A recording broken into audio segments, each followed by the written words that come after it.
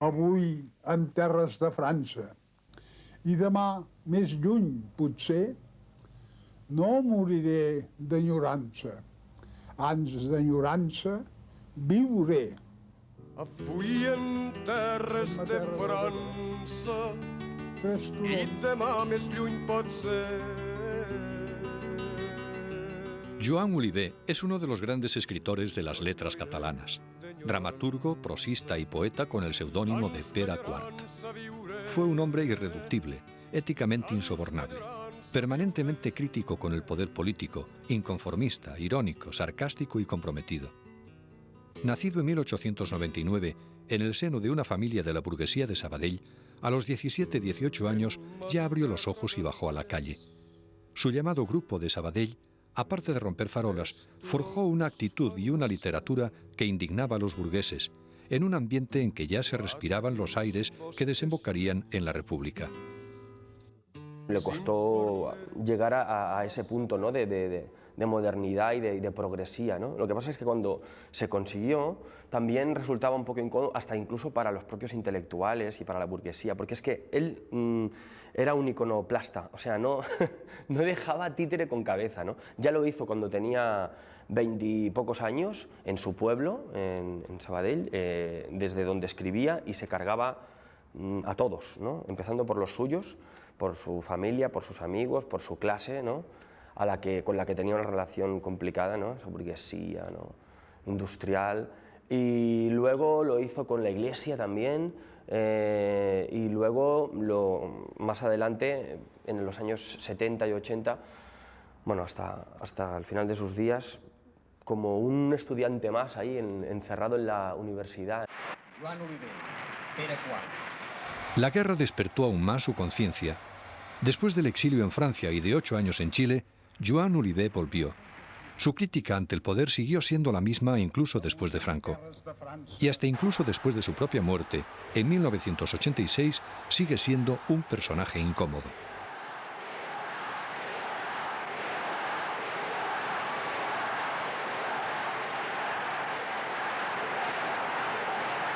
En La fam, el hambre, Oliver habla de la mezquindad cíclica del poder político. La meva consciència de classe m'aconsella, no, més aviat m'obliga a solidaritzar-me amb la desgràcia dels companys. Et vull ajudar. Él la escribió en el 38, entonces era muy evidente lo que estaba hablando, porque retrata absolutamente los momentos que estaba viviendo la sociedad o que acababa de vivir 2 años antes con el alzamiento y el año siguiente con los hechos de mayo, ¿no?, de Barcelona. Entonces, para el público era obvio que representaba este momento histórico, pero él simplemente lo limpió de connotaciones para que respirara, ¿no?, que no fuera que yo estoy acusándote a ti y a ti.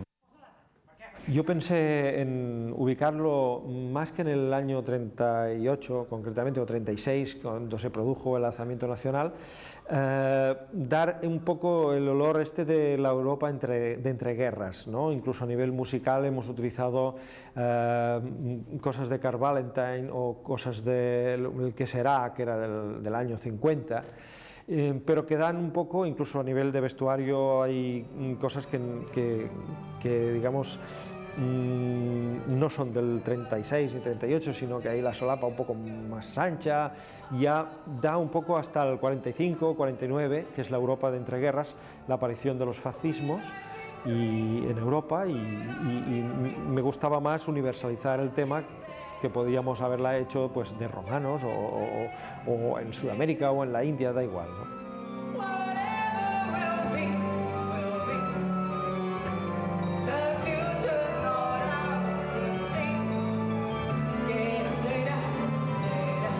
Creo que era muy valiente y muy visionario, ¿no?, de lo que podía pasar. Yo creo que él ya, cuando la escribió 2 años después del alzamiento militar, nosotros ahora con la distancia sabemos lo que ha sido, ¿no?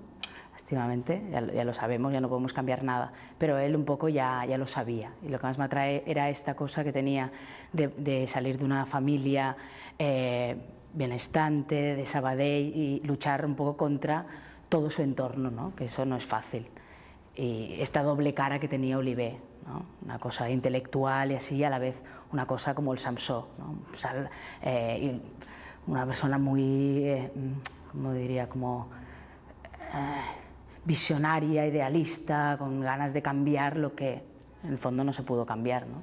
Samsó es el personaje más atractivo de esta obra de final abierto. Però fins a quin punt has arribat? És d'home, per tu sàpigues, acabarà traient-nos de casa. Nen, a l'hora de dinar en parlarem de tot plegat. Ja em sentireu. Bon vell! Lo deja bastante abierto porque los dos personajes protagonistas, que son los dos polos que se podrían ubicar en dos de las posturas que hubo en el momento, que eran los anarquistas o anarcosindicalistas y los comunistas y republicanos, este enfrentamiento, digamos, es lo que lo deja un poco abierto, lo deja un poco a gusto del consumidor. Incluso humanamente te preguntas un poco tu posición social y respecto al tema, y qué pasaría si te encontraras en un conflicto de estas magnitudes, ¿no?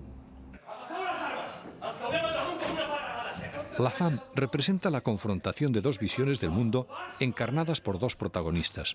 Samsó, un ácrata, individualista y buen salvaje rusoniano, íntegro hasta un punto asocial, pero hombre de acción cuando así lo siente.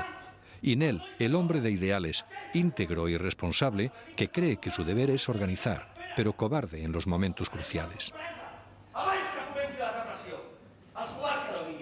Él puso mucho de sí mismo en esta obra y esa división que hizo entre los dos personajes, ¿no?, de Nel y de Samsó, que eran dos personajes que son como complementarios, que hacen...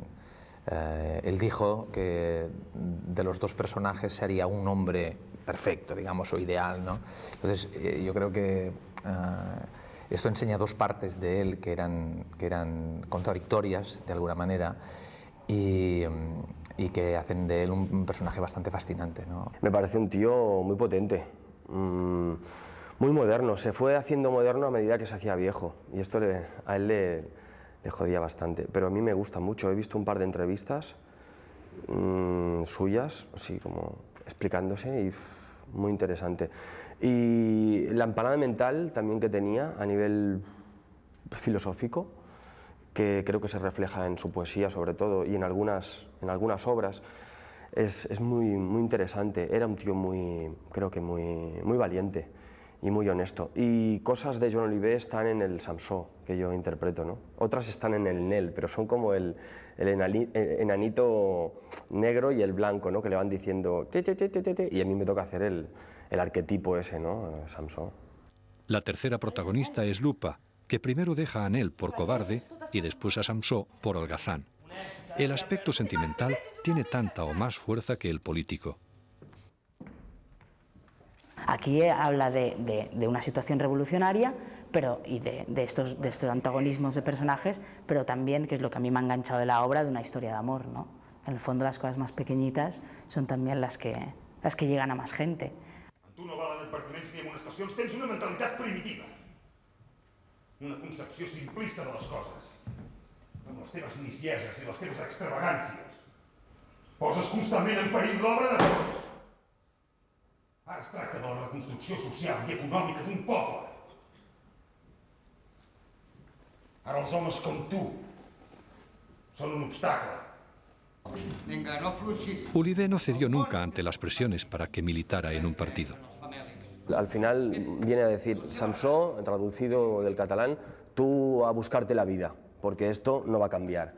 Entonces yo creo que eso remite al deseo muy primitivo que tenía el autor de revolución individual, ¿no? Él no es una obra pesimista, pero no acaba bien tampoco, pero da esperanza porque Samsó sigue luchando por esa revolución individual. Samsó es la parte más heavy, más bestia de Oliver.